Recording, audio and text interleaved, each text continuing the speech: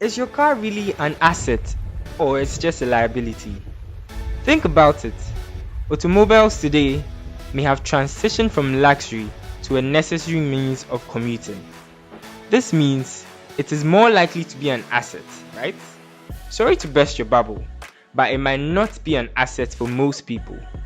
Before we start classifying which of our belongings are assets, we have to truly understand this.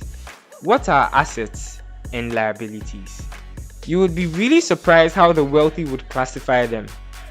So, in Accounting 101, we learned that assets are simply something that is owned by a person, company, or organization. This simply tags property as assets since they undeniably hold value. However, the rich and wealthy have a different perspective when defining assets and liabilities. I once had the opportunity to have a discussion with the chief executive of Stanlib Investments Management Limited on finance.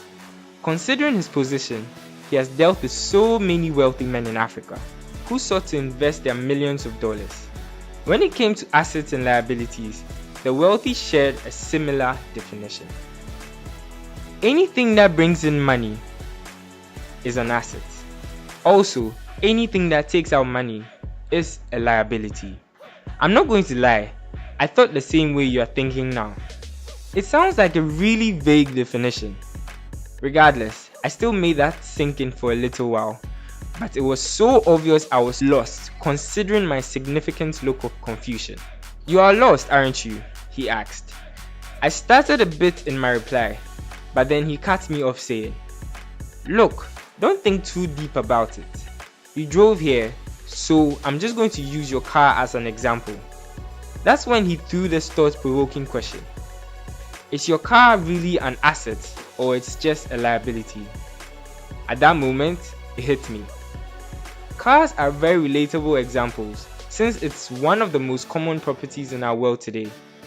They can be either tagged as assets or liabilities. As a liability, they take out a lot of money from our pockets for fueling and everything concerning maintenance costs. As an asset, our cars takes us to our workplaces to gather more work time for productivity. Or it could simply serve as a service car like an Uber, which brings in direct income. Does it bring in more money than it takes out? It is a simple principle to apply in your financial life if you wish to be not just rich, but wealthy. So, I'm going to pose this question again, but this time directly for you to ponder on. Is your car really an asset or it's just a liability?